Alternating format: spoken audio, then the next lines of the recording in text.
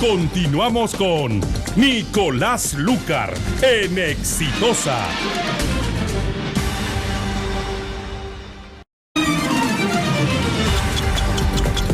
Cuando son las 12:39 de la tarde, está con nosotros el congresista Marco Arana, vocero del Frente Amplio. Bienvenido, muy buenas tardes, Marco. Buenas tardes, Nicolás. Bueno, preocupado e indignado por algunas noticias como te acabo de encontrar, ¿no?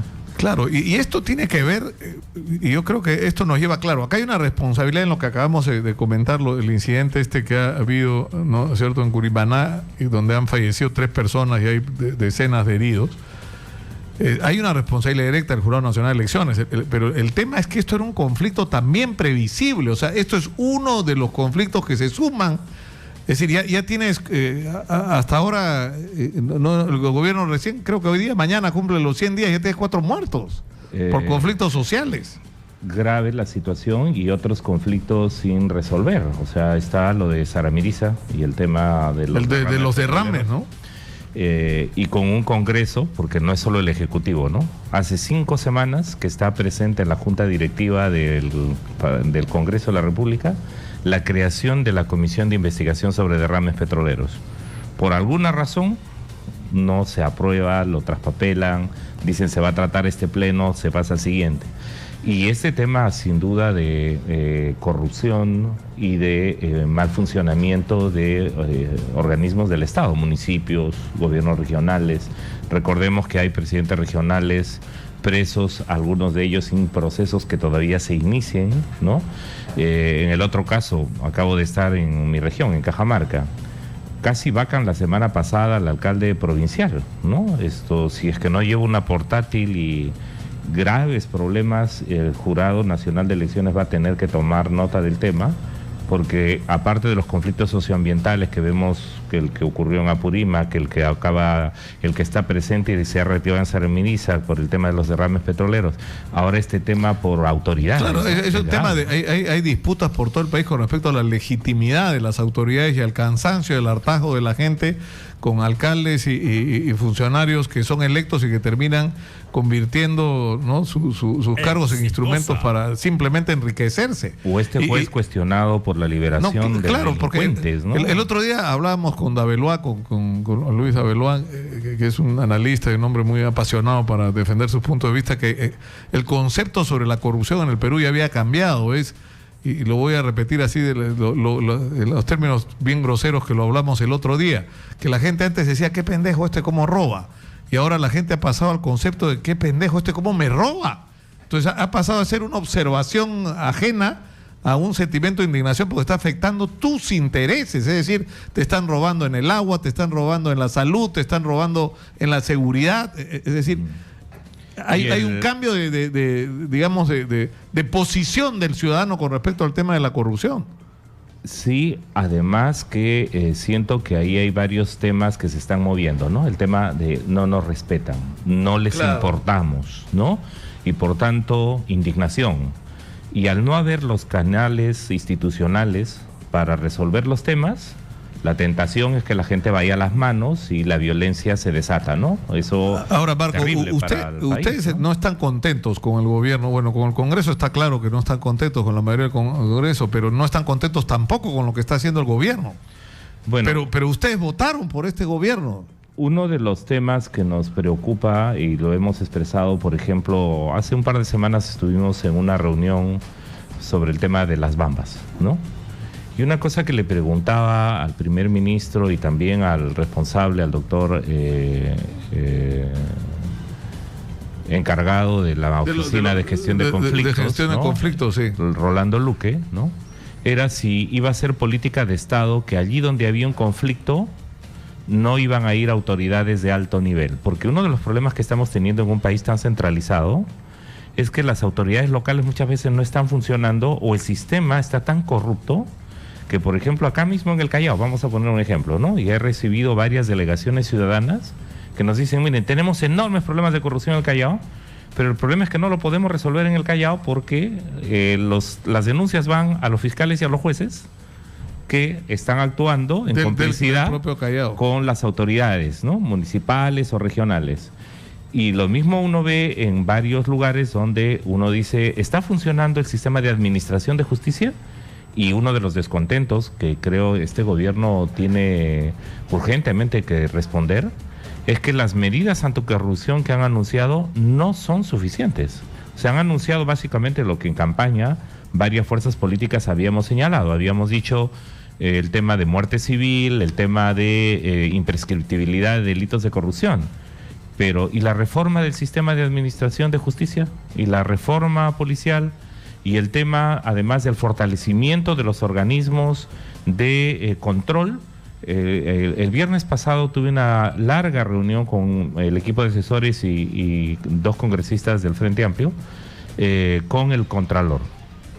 Y una de las cosas que nos decía el Contralor es, miren, he pedido 110 millones de soles para hacer auditorías y poder mejorar las oficinas de control interno. En realidad me han dicho que solo van a dar la mitad. De las más de 3.000 denuncias que se reciben para hacer auditorías por presuntos casos de corrupción, solo podemos hacer cerca del 10-12%, no más. Es decir, hay una carga de denuncias que no pueden atender por falta de personal y falta de presupuesto. Entonces, ¿a dónde acude la población? Acude, en principio, hace un memorial, acude a los medios de comunicación local. Si la junta de consejeros funciona, como ha pasado en este caso de Cumaná, pueden decir, destituimos. Pero luego viene la resolución o el respaldo que tiene que dar la autoridad oficial que está en Lima. La distancia, la comunicación no funciona, y entonces, por ejemplo, una de las cosas que vemos terrible en este caso que ha ocurrido en Ucayali, en Cumaná, con los heridos, policías y la gente, el tema va a ser, y si la resolución del Jurado Nacional sigue en pie, la gente va a rechazar al alcalde. Ya tuvimos un caso terrible en Ilave. En Ilave, por supuesto. ¿No? O sea, se podía prevenir. Todo el mundo sabía que había denuncias, ¿no? No, claro, además advertir que tú puedes tomar una resolución, es decir, el jurado puede decir, bueno, en términos formales, en realidad el alcalde sigue siendo alcalde, pero nadie lo quiere, y reportar que esto es una resolución que la puede tomar, pero no la puede aplicar, a menos que esté dispuesto a asumir la responsabilidad de lo que ocurrió. Claro. Que es que solicitaron el respaldo policial y miren qué terminó el asunto. Claro, entonces, ¿qué está fallando? Están fallando los sistemas de quejas de la gente, está fallando los sistemas de información del propio Estado, porque estas cosas debería saberlo la Defensoría del Pueblo, debería saberlo el Ministerio del Interior. Pero la Defensoría del Pueblo lo sabe, ahí las ha reportado, incluso las ha dicho son 208, no sé cuántas. Una por una, cuáles son las características, cuál es el problema que lo está generando. Pero precisamente por eso. No es una función de la Defensoría resolver el problema. Pero si lo saben, el tema es las autoridades competentes de dar respuestas, ¿por qué no están actuando? O sea, porque claro, si uno hace el levantamiento y el mapeo de posibles conflictos, los que están latentes o los que ya están abiertamente manifiestos, ya existe el sistema de alertas y el sistema de respuestas y el tema de decisiones es lo que está fallando. Entonces, en este caso, por ejemplo, ciertamente lo que hemos visto y que indigna en esta resolución del Jurado Nacional de Elecciones de no hacerse cargo y no prever la magnitud de la respuesta que podía tener la población, ¿qué significa? Que las alertas que pueda haber dado la policía o la defensoría, nadie las toma en cuenta. Porque para la población, fíjese el fenómeno este de Curimaná, ¿no? Porque la sensación que tiene la población es que tienen un alcalde que no quieren porque ellos consideran que es corrupto, ¿no es cierto? Y lo que les ha ocurrido es que esa autoridad, la que ellos no quieren, se las imponen las autoridades del gobierno central y encima con la policía y a balazos. ¿No es cierto? Porque es cierto que ha habido violencia, los policías han sido agredidos por la gente indignada, pero han muerto 3 personas. ¿No? Es grave el tema. Por lo que se sabe, ha muerto por lo menos una a la cual he tenido yo acceso a información producto de perdigones, ¿no? O sea, es decir, mal uso de las armas consideradas no letales, ¿no? Seguramente disparado a muy poca distancia, en fin. Pero el tema de fondo es, ¿qué está fallando en el país? Que están colapsando los sistemas institucionales de toma de decisiones, de información. Allí hay un problema muy grave. Lo de las bambas se sabía que era perfectamente prevenible. Era absolutamente. O sea, era prevenible. Después viene el tema de cómo se actúa. Y ahora mismo, por ejemplo, el tema, se firman acuerdos, lo que está pasando ahorita en Iquitos, ¿no? Se firman acuerdos y la gente dice, bueno, esperábamos que en el lapso de una semana o de 15 días los acuerdos se cumplen. Se firma el acta, se desactiva el conflicto, no se cumple, otra vez se reactiva el conflicto y la policía de por medio mandada a resolver problemas que las autoridades políticas o civiles deberían responder adecuadamente. Ahora, yo tengo un interrogante antes de entrar al tema del BCR, que es en realidad invitamos a Marco a conversar sobre eso, pero que Petroperú acaba de ser declarada en emergencia por sus propios directivos. Y esto es a raíz de que hemos tenido el 8º derrame este año. Son casi 30 los derrames, ¿no? 20 y tantos derrames los que ha habido en los últimos 10 años. En los últimos años, pero lo grave es que se está atribuyendo estos derrames a actos vandálicos, es decir, a terceros que por alguna razón tienen interés en dañar el oleoducto. No se le puede atribuir esta responsabilidad a las comunidades porque es absurdo, son los perjudicados. O sea, a quien estos derrames perjudica no es a Petroperú, es a la gente que vive ahí, ¿no? Bueno, las dos veces que ha ido el ministro de Energía y Minas, ¿no? Y también ha ido el director de Petroperú a la Comisión de Energía y Minas del Congreso, lo que se ha dicho es, hay información de que habrían sabotajes contra, ¿no? Y el oleoducto. La pregunta es, ¿ya determinaron de dónde vienen esos sabotajes? La respuesta era que no, se presume, hay informes, ¿no? Digamos, si llevan 8 derrames y hasta ahora no se sabe quién lo hace, ni por qué, porque tendrían que saber. O sea, bueno, una de las razones que se arguía es que alguien podría estar interesado en que colapse Petroperú, ¿no? Recordemos la discusión que hubo hace un par de años sobre el tema de la privatización de Petroperú. Pero eso sería gravísimo, ¿no? Alguien que quiere desacreditar a Petroperú. Sería terrorismo industrial, ¿no? Aquí la cosa es grave. Ahora, otros, y eso lo dijeron en la Comisión de Energía y Minas, podrían ser las propias comunidades nativas, que lo están diciendo, ¿no? Ahora, se cae de madura la respuesta, o sea que las propias comunidades están envenenando, ¿no? Su agua y su tierra, o sea. Así es, o sea, no cuadra. Y lo terrible de esto es que, por ejemplo, la Comisión de Medio Ambiente que preside la congresista María Elena Foronda, de Comisión de Pueblos Indígenas, Pueblos Afroamericanos y Medio Ambiente, pidió hace ya 2 meses la creación de una comisión sobre lo que está pasando con los derrames petroleros.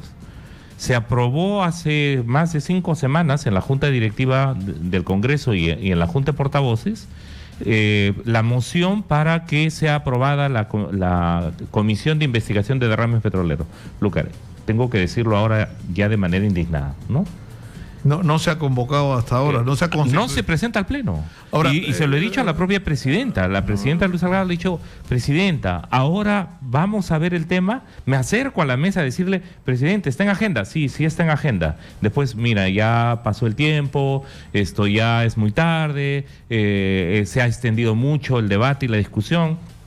El hecho es que no hay una voluntad política en el Congreso para investigar el tema de los derrames petroleros. Ahora, Marco, en el tema del Banco Central de Reserva, estamos para los oyentes que recién se enganchan con nosotros, acá Exitosa, con Marco Arana, congresista y vocero del Frente Amplio. Y la pregunta que quiero hacerles es, ¿ustedes van a insistir en esta reclamo de que se reconsidere la votación que eligió como miembros del directorio? Eligió a 3, pero ustedes están cuestionando a 2. ¿No? O sea, no están cuestionando la elección de Elmer Cuba, sino en particular la elección de Rafael Rey y de José Klimper. Y ustedes van a ir hasta el final en esto. Sí, bueno, el día de ayer hemos ingresado, inicialmente no lo querían recibir en Mese Partes, una cosa extraña, ¿no? Que una bancada presenta una solicitud de reconsideración en Mese Partes y en Mese Partes dicen, bueno, miren, no lo podemos recibir, tenemos que preguntar, hemos tenido que ir a Oficialía Mayor para decir, miren, no nos pueden rechazar la recepción de este documento. Y el documento básicamente hace una exposición de razones jurídicas por las cuales se ha violentado la propia ley orgánica del Banco Central de Reserva, que exige idoneidad moral, credibilidad. Que eso es lo que ustedes consideran excluye a José Klimper. A José Klimper, que está incluido en investigaciones en relación a haber distorsionado información, audios que se dio en la campaña electoral. Digamos, eso es uno. Y el otro es el que se refiere a Rafael Rey. Y el otro que tiene que ver con las competencias profesionales, ¿no? Ahora, a nosotros, en ese sentido, nos ha preocupado además el mecanismo cómo se eligió, ¿no? Nosotros, en el caso del Defensor del Pueblo, planteamos que hubiera un reglamento para elegir, porque uno de los problemas que tiene el Congreso es que tiene la altísima responsabilidad de elegir altos funcionarios de gobierno, pero no tiene un mecanismo establecido. Simplemente se crea la comisión especial y entonces pasa que de un día para otro se presentan las propuestas y el día siguiente se vota. Propones el martes y votas el miércoles. Está en la línea, me dicen, congresista, la congresista Úrsula Letona, representante de Fuerza Popular. Congresista, ¿cuál va a ser muy buenas tardes, cuál va a ser la postura de ustedes frente a esta moción del Frente Amplio de reconsideración? Hola Nicolás, buenas tardes. Hola Marco. Buenas tardes, congresista. ¿Cómo estás? En primer lugar, Nicolás, saludar a tus radioyentes y nuevamente explicarles que en el caso de los candidatos que Fuerza Popular propuso para el directorio del BCR, como proponentes asumimos que ambos cuentan con las capacidades personales, profesionales y académicas para desempeñarse en tan importante cargo. En el caso de José Klimper, estoy escuchando justo los cuestionamientos que está realizando Marco, y lo que nosotros creemos es que en el caso del señor José Klimper, él ya ha sido director del BCR y efectivamente él está haciendo parte de una investigación preliminar, no hay una acusación fiscal aún, respecto a un tema que nosotros lo tenemos bastante claro. Hemos recibido la versión de José Klimper al interior del Comité Ejecutivo Nacional y él nos ha manifestado, nos ha explicado las situaciones en las cuales se involucró en esta investigación y confiamos en que la investigación va a ser archivada. ¿Y en el caso de Rafael Rey? En el caso del ingeniero Rey, ahí también nosotros hemos votado por la propuesta del Partido Aprista.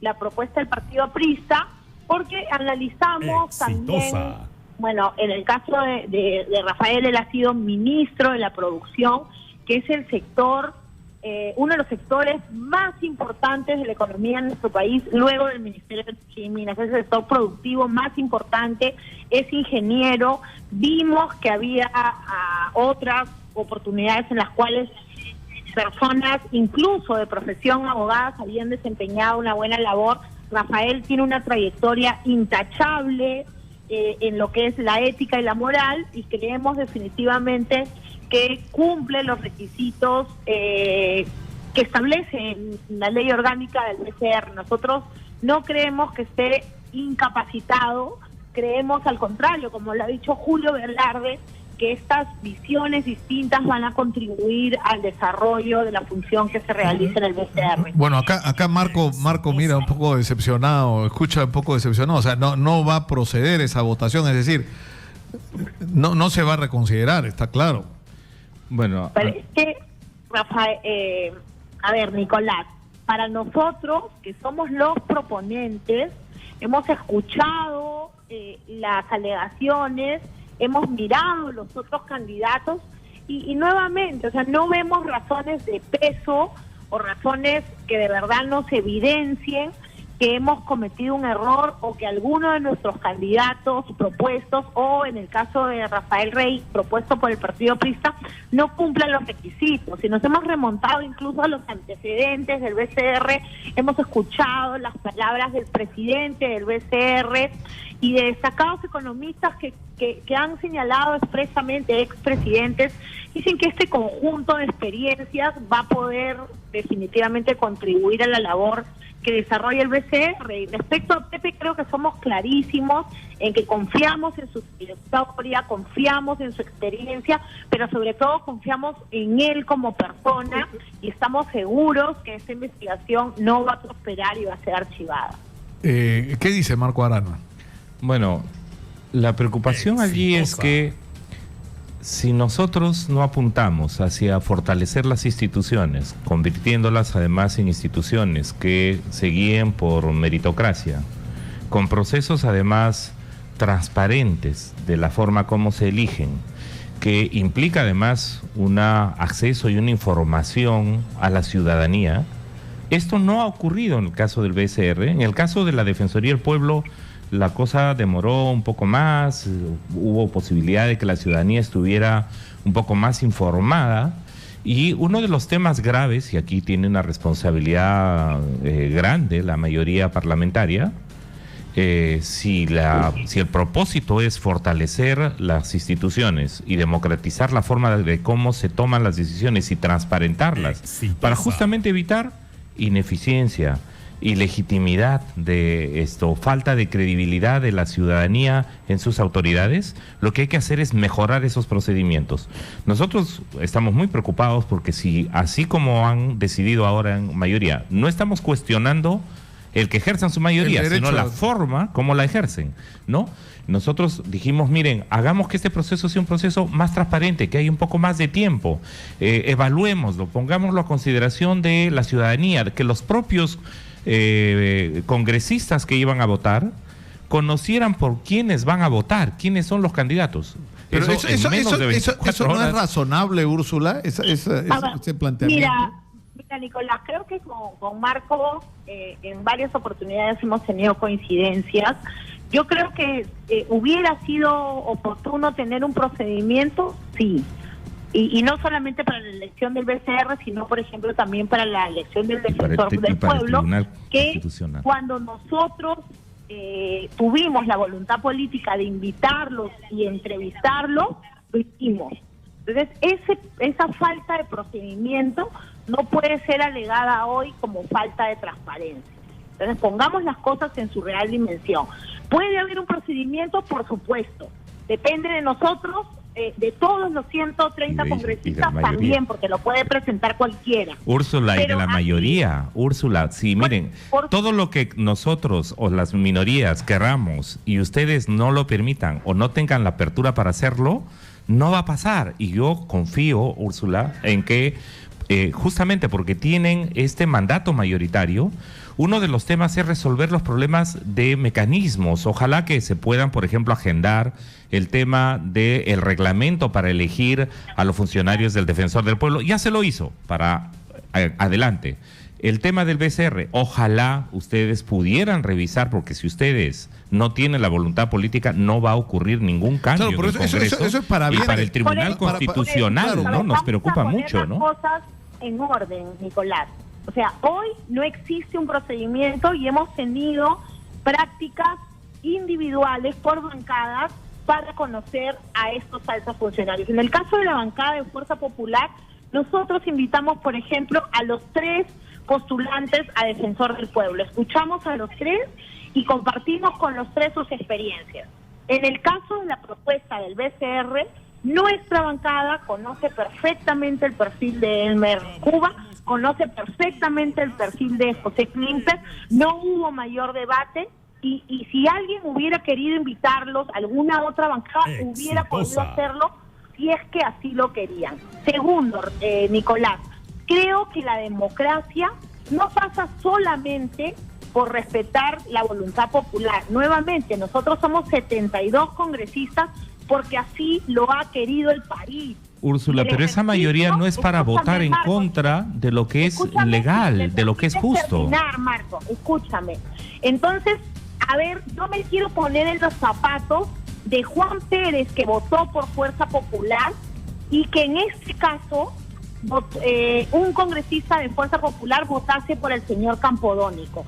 El señor Campodónico no nos representa, no tiene nuestra ideología, no posee las cualidades académicas, profesionales ni personales según nuestro criterio. El señor Campodónico ha sido candidato en la lista de Frente Amplio al Congreso, no fue elegido, ha sido miembro del equipo económico que de cierta manera cuestiona el modelo económico vigente en nuestra Constitución Y además el señor Campodónico tiene serios cuestionamientos por su participación en el proyecto de la Úrsula, pero ¿estarás de acuerdo que si había un mecanismo que de transparencia, de participación ciudadana, de democratización de los mecanismos, los candidatos que ustedes observan, en este caso el candidato que planteó el Frente Amplio, o los que ustedes o el APRA habían presentado, o también Acción Popular, habría podido ser un mecanismo más transparente y que le diera legitimidad y no solo le diera la legalidad de la mayoría que ustedes tienen? Lo que estamos viendo ese es un tema que hay que reconocerlo y admitirlo, ¿no?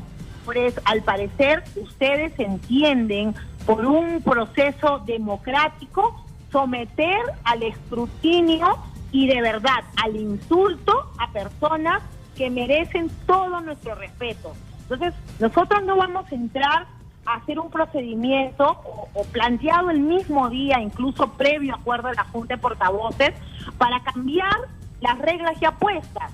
O sea, si pero si es que en este caso no hay reglas, Úrsula, no hay reglas. Pero, Úrsula, hay espacio para la arbitrariedad. Yo tengo una interrogante, que es la siguiente. Ayer conversamos con Aníbal Quiroga, que es un constitucionalista, y él decía que alguien podría plantear un proceso ante un juzgado diciendo que se ha violado la ley del Banco Central de Reserva. Es más, acá me está diciendo Marco que lo van a hacer y que tendría posibilidades de ganar. Yo le digo, pero un momentito, o sea, ¿qué le vas a cuestionar a Klimper, que ha sido miembro del Banco Central de Reserva y tiene un proceso y en el proceso ni siquiera ha empezado y no tiene... Me dice, no, porque lo que dice la ley es idoneidad moral. Y eso puede ser interpretado por un juez como que no califica. Y en el caso de Rafael Rey claramente no tiene la experiencia. Entonces me dice, pueden perder legalmente ante un juzgado. Pero además vas a tener una manifestación en la calle que creo que es el día de mañana. O sea, Nicolás, ¿por qué no podías evitar eso? ¿No podían escoger otra persona para prever es decir, la posibilidad de que esto sea muy conflictivo? Nicolás, de hecho nosotros estamos planteando el mecanismo de reconsideración de la votación, que es el que puede resolver el Parlamento. Pero igual estamos planteando una situación de inconstitucionalidad, porque efectivamente la lectura jurídica que tenemos es que además se ha violado el artículo 11 de la ley orgánica del Banco Central. Úrsula, tenemos que ir terminando. Yo quisiera escuchar yo te voy a contestar, Nicolás. Nosotros creemos que cualquier persona puede presentar la demanda que crea conveniente y nos sometemos. Estamos en un Estado de Derecho donde los jueces van a responder. Nosotros también tenemos opiniones de muchos constitucionalistas, profesores de la universidad que han salido a opinar en sendas columnas, donde dice que no ha habido ningún incumplimiento, porque los incumplimientos en un Estado de Derecho o las prohibiciones, si me dejan hablar, o las prohibiciones tienen que ser taxativas. Y aquí no hay ninguna prohibición taxativa. Yo soy abogada y tengo clarísimo que no ha habido ningún incumplimiento de la ley. Finalmente, lo que no podemos permitir es que cada vez que la minoría esté en contra de una decisión que se toma en el Congreso, pretenda tomar las calles. Yo creo que la marcha es claramente Úrsula, cuando dice no lo podemos permitir, ¿qué quiere decir? ¿Que van a limitar el derecho constitucional que la ciudadanía tiene de movilizarse y organizarse pacíficamente? No, nosotros no somos aliados del gobierno como lo son ustedes. El gobierno tomará las medidas, aplaudimos una manifestación pacífica. Eso criollamente se dice toma mientras. O sea, no se puede... Úrsula, entiendo entonces que ustedes no van a actuar como ejecutivo. Como una manifestación es la voluntad de una minoría. Y escucharemos la marcha y miraremos, ojalá sea pacífica, no se incite a la violencia, no nos agarren de piñata como lo hacen y nos insulten, sino sea una marcha no política, sino que tenga por fin manifestación. Tenemos que terminar porque si no me van a linchar acá en la producción. Yo solamente, Úrsula, yo solamente quería decirles algo sinceramente. Yo creo que esto se pudo manejar de otra manera. Yo creo que si alguien ha querido reivindicar a José Klimper en vez de hacerle un favor, le han hecho un daño porque lo han puesto en el centro de la atención. Se ha hecho daño al BCR. Se ha resucitado todas las heridas de la campaña electoral y eso no era necesario. Pero en fin, yo creo que estamos más bien en tiempos, en momentos de tomarnos las cosas con calma y se ha lesionado la institucionalidad del BCR, sí, ¿no? Pero bueno, hay mecanismos. Úrsula, sí. José Klimper es una persona que justamente estos ataques nos reflejan la clase de cualidades personales que él tiene. Una persona que no tiene ninguna necesidad de someterse a este escrutinio, a este linchamiento público, acepta un cargo a pedido de una bancada. ¿Significa que va a renunciar, Úrsula? Yo no creo que José renuncie. Ahora, Además, le pediría públicamente que no lo haga. Nosotros confiamos en él y le estamos... Úrsula, ahora sí tenemos que terminar. Muchas gracias a Úrsula Letona por el contacto. Muchas gracias a Marco Arana por estar con nosotros esta tarde aquí en Radio Exitosa. Nos hemos pasado como, Dios mío, casi 10 minutos de la hora. Me están mirando ahí mal en la cabina. Ya volvemos con Nicolás